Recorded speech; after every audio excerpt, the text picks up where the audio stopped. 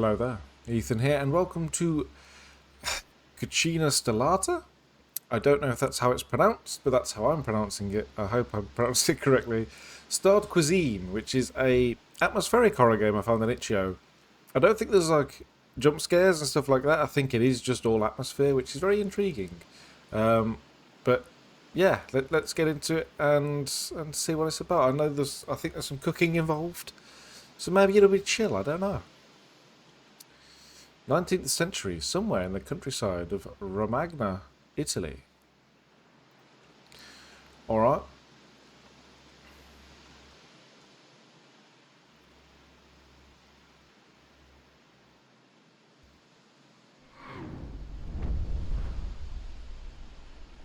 Oh. Meteor? Aliens?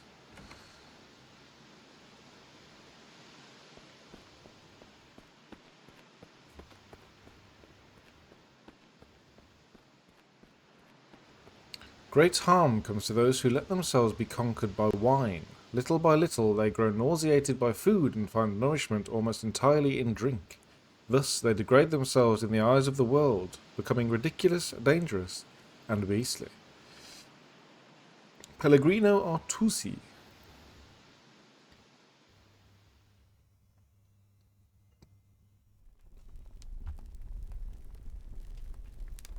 Okay.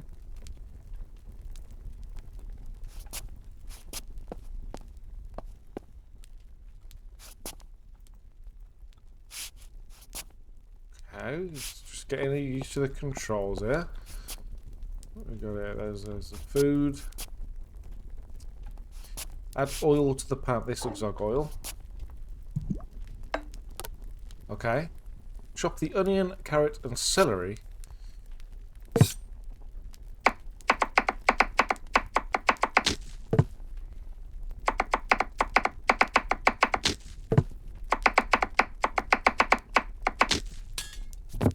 Okay.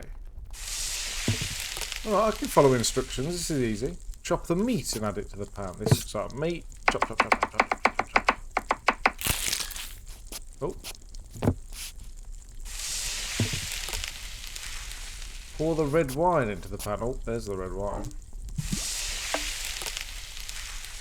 Grab the tomato sauce from the shelf and add it to the pan. Okay, so we're... I assume this is tomato sauce. It looked like a jar of jam, so place the tortellini in the pot.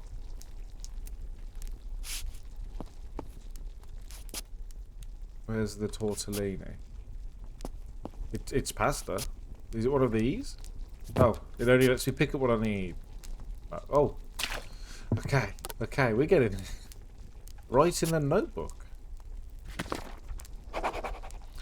They say that curiosity is a dangerous trap, leading man into abyss from which they can never return. Abysses, sorry. It's the same hypocritical world which claims not to care about food, that makes no civil or religious celebration without eventually spreading the tablecloth and trying to eat as heartily as possible. Therefore, I say, always choose for your raw materials the finest goods, for these will make an impression, and if it is precious fruit of who knows where origin, it's as rare as I believe, it must cost as much or even more than truffles. Be caution... I can't read, I'm so sorry. But caution must be exercised, with hope and fervour, for hidden prayers already hold future sorrow. I am repulsed by witnessing, as they say, the desecration of God's grace, yet indulgence and appetite are too great. Okay. Add the tortellini to the pan. Plate the dish. Eat. Okay, well that was nice.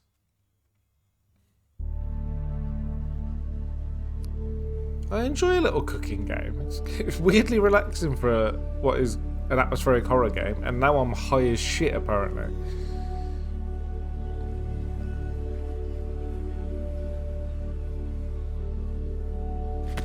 Whoa. Meals like these make me feel like a neophyte. Neophyte? I don't know what that word means, I'm so sorry. In the kitchen and in the art of tasting. Not only the quality, but the sheer delight leaves me astonished, and my dreams fulfilled.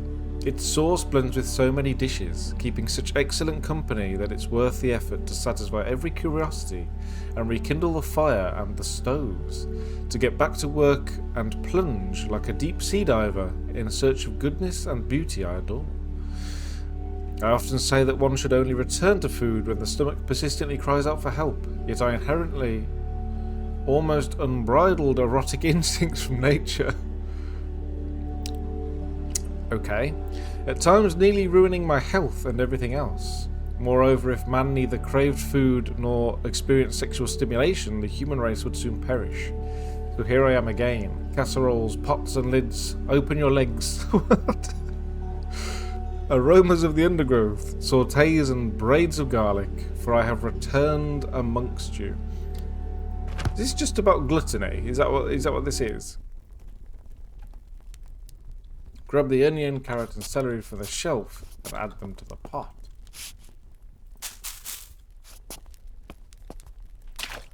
Okay, we're making something else. Add the oil to the pan. Easy peasy. It's a bit weird now. I know he's getting sexual experiences from this. Grab the onion, carrot and celery from the shelf. Chop them down into the pan. Oh, there's a lot of carrot, onion and celery in this.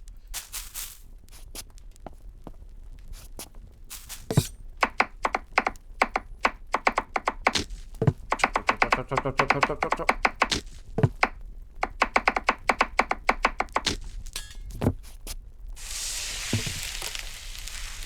Go to the cellar and grab the cleaver and cut the meat. Okay.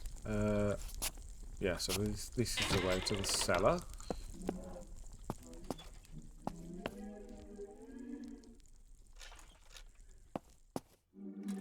Oh, what? So it was an alien that came down. So I'm that curious about food that I'm willing to try anything. And one of those things apparently is an alien that landed in my garden. Hello, my friend.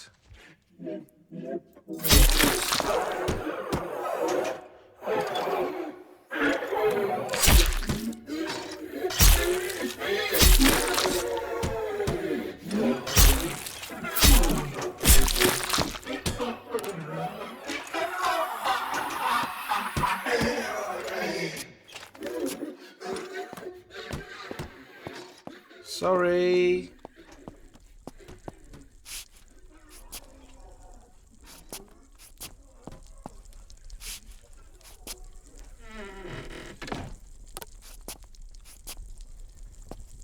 Place the meat on the cutting board and dust it with flour.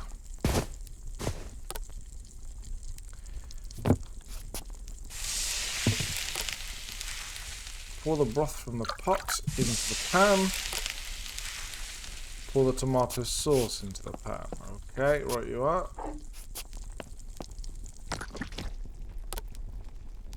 Right in the notebook. I quiver in anticipation and can barely restrain my restless, twitching fingers that ceaselessly torment my beard, as if trying to spread the remnants of a flavour that once passed through it.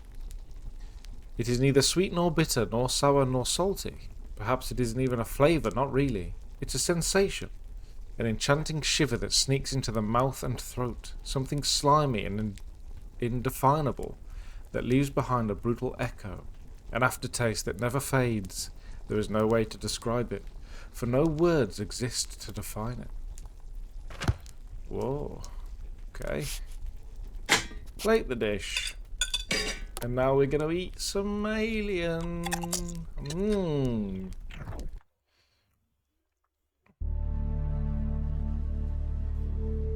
Okay, we're high again.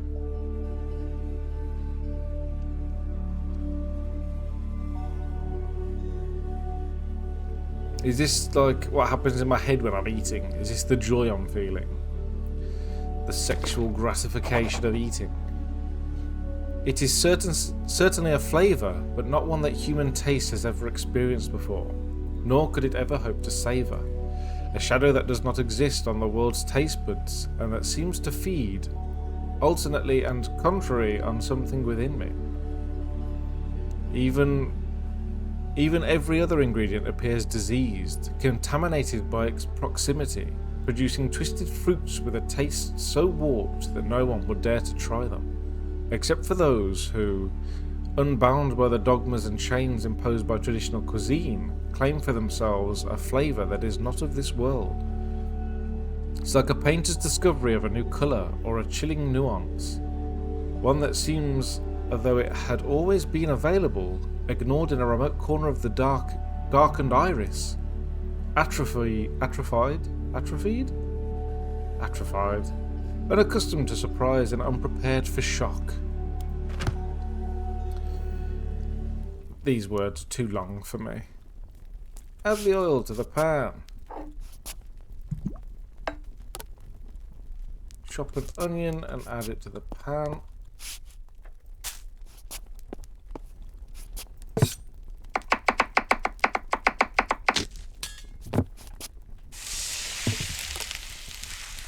Go to the cellar, grab the... Okay. Sorry, pal. I'm coming for more.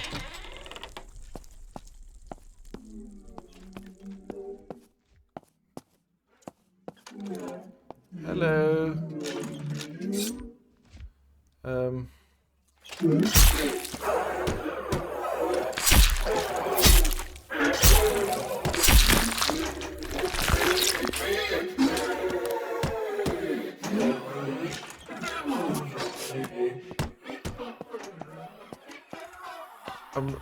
I'm really sorry. I'm really sorry. Okay.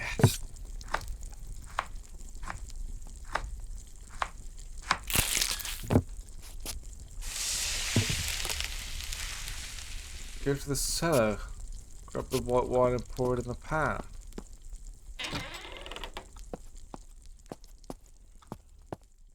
Why isn't he making noise?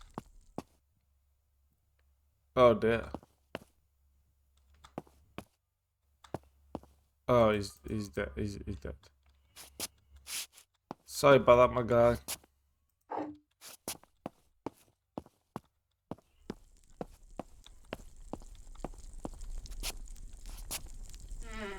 At some point, I'm sure I'm going to turn around and he's going to be stood there. Although it did say no jump scare, so maybe not. Add the broth to the pan.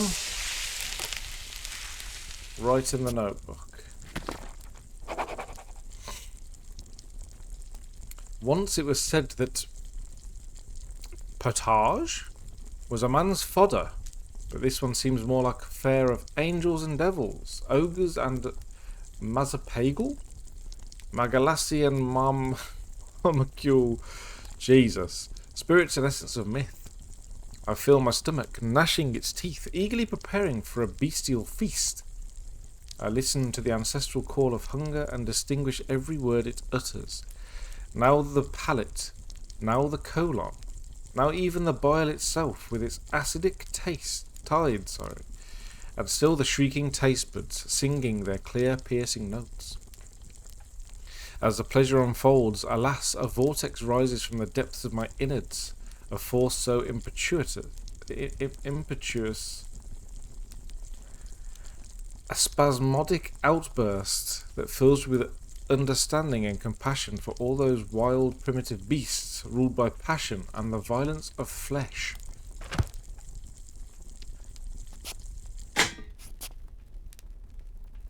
Oh, chop the meat. I gotta chop the meat again. Grab the bread from the shelf and slice it. Okay.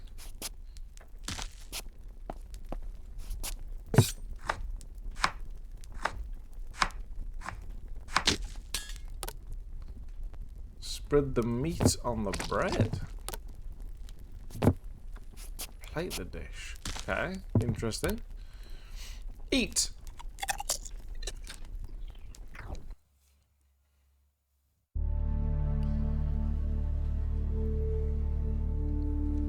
This guy loves his food, man. Unfortunate for the alien that landed there.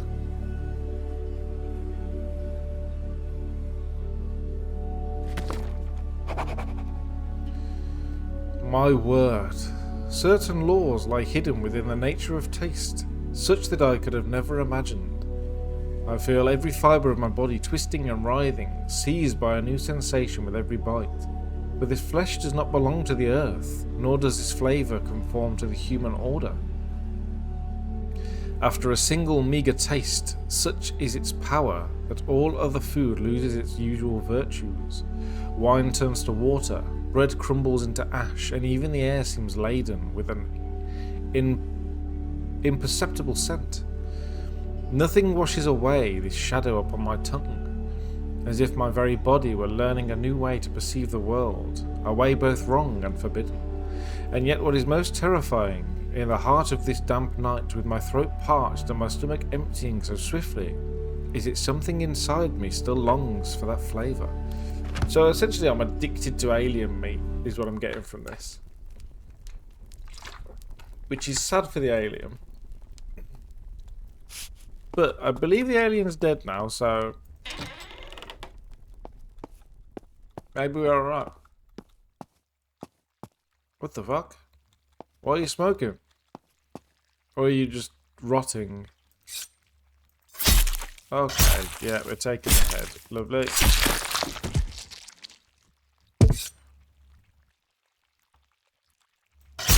Oh my god, okay.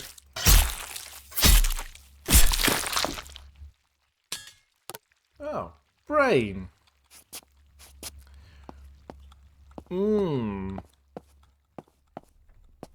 So you're not telling me to close the door behind me this time, but just in case.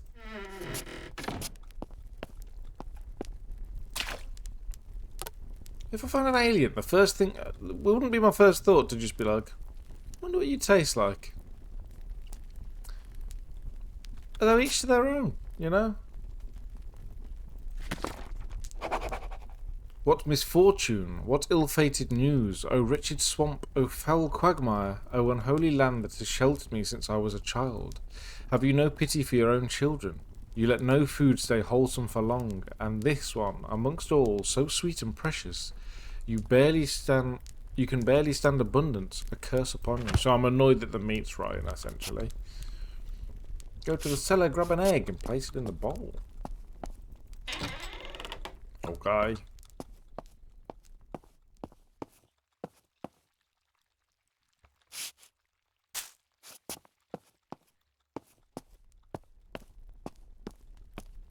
I can't be asked to close the door every time. Place it in the bowl. Add flour to the bowl. We're making pasta. Add oil to the bowl. Cut the meat.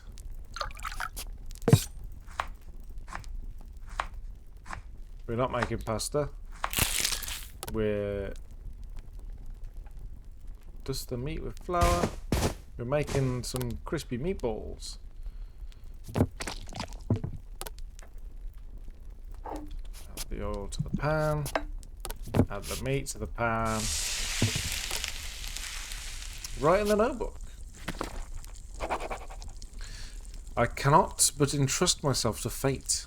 This change in appearance and these vapours, despite the stench, enhance the flavour, as they do for grappas, seasoned cheese and cured meats. For I well know that spoiled food at times holds unexpected effects.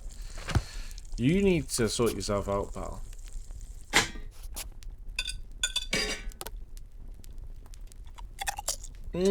Brain balls.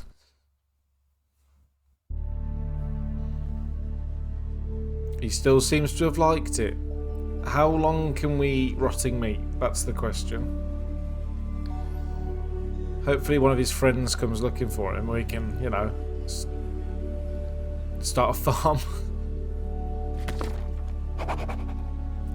This time, the tasting was like a walk through the heights of summer. A murky, tangled path through the flowering garden, where the way was painted in colour and breathed fragrances like a dream. In that vast and luminous expanse, it seemed as if the entire course of my life flowed before me. The path opened beneath an arch of dentate ivy, I made my way down a gorge, through patches of light and shadow, stepping where the branches parted on pools of golden mucosa, and beneath the trees on my left, indistinct blankets of phalangeal primroses stretched out like a carpet. The air seemed to lay soft kisses upon my skin. From the deep belly of the wood came the cooing of wild doves, mingling with the warm gastric gurgling of welcoming brook. The ground there was so overlain with primroses that avoiding them was impossible, lost as they were in that digestive churn. The sweetness of the air and the green of the fonds, dripping with enzymatic liquors, almost filled me with reverence. At last I emerged from the garden through an orifice of hedges and brambles, sweaty and dishevelled like a man freshly torn from his mother's womb. So I feel reborn after eating a brain. Go to the cellar, grab the... what? Oh my god, why is it so bright down here now? But there is no meat.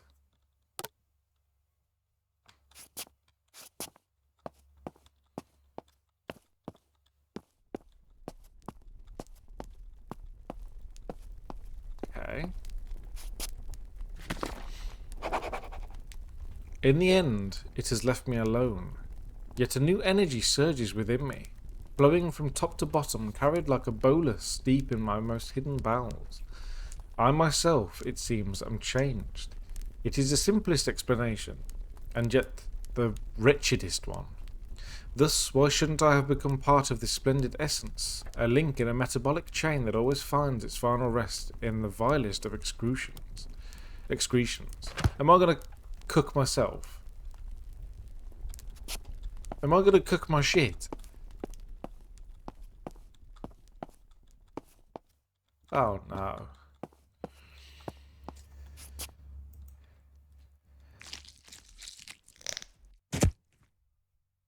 Oh, come on.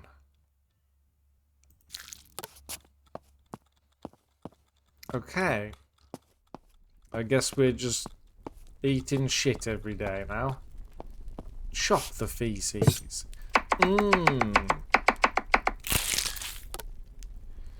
Slice the bread.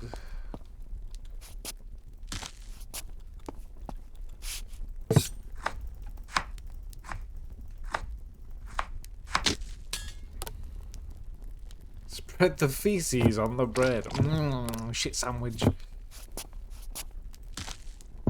Come on, my guy, don't do this. Don't do this.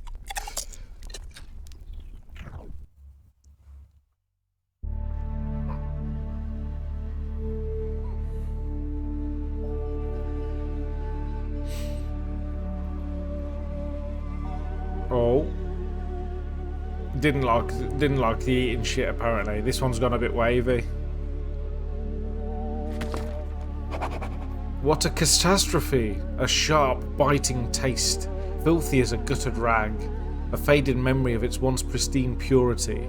Perhaps too diluted, the spirit of tastiness and delight has scattered along the way. Perhaps its graces and virtues have surrendered to the stomach, and from there, to the flesh entirely. Nothing remains for me now but to surrender to one last attempt. I'm gonna cook myself. Outside's gone funny. Yeah, I'm definitely cutting off my own, like, hand or something.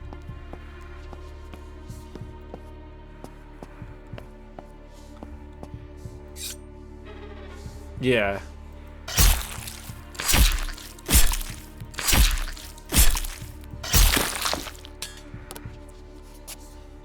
Add the meat to the pan.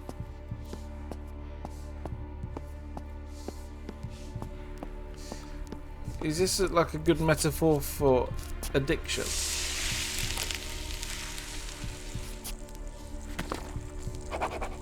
I notice with a certain astonishment a twitch in my lashes and tears that blur my vision, and yet by some cruel contradiction my eyes burn like flames on dry stubble, scorched by their own dryness, like earth cracked by drought, the very drought of the soul which has already drained every last tear before it can fall.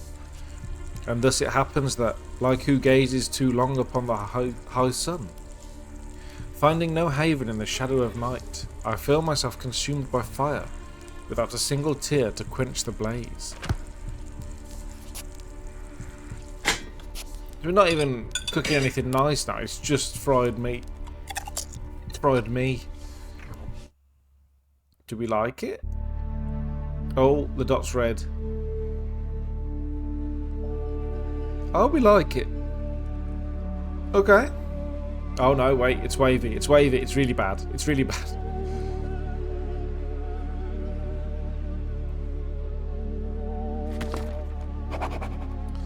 I feel my vigour leaving me, yet I still breathe in the glory of the tasting. Little time remains and I must make the most of it so that my final work may take shape. God, spirit or devil, whoever you are, grant me one last fateful taste. Grant me but a thread of oil over this tepid potage, my very life.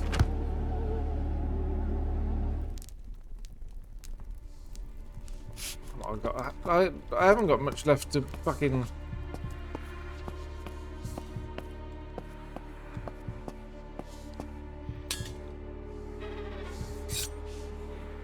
What am I cutting off my own head here? Oh yeah, it seems that way. I can see someone.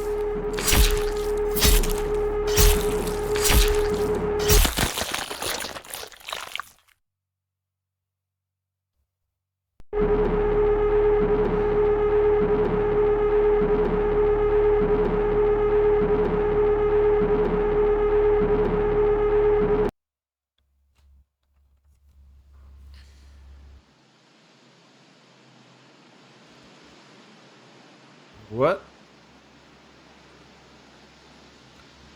So was I taken by the aliens? Because the building's now gone. That was very interesting. I don't think I've ever played a game like that before. Yeah. Nice little story. It took me a second to get into the story, but it was essentially it was about his addiction to eating alien meat. I'm not sure why he... I guess he likes different foods and decided when he found an alien, I'm just going to fucking eat this guy, rather than, you know, try to torture it or whatever. Either way, got addicted to alien meat.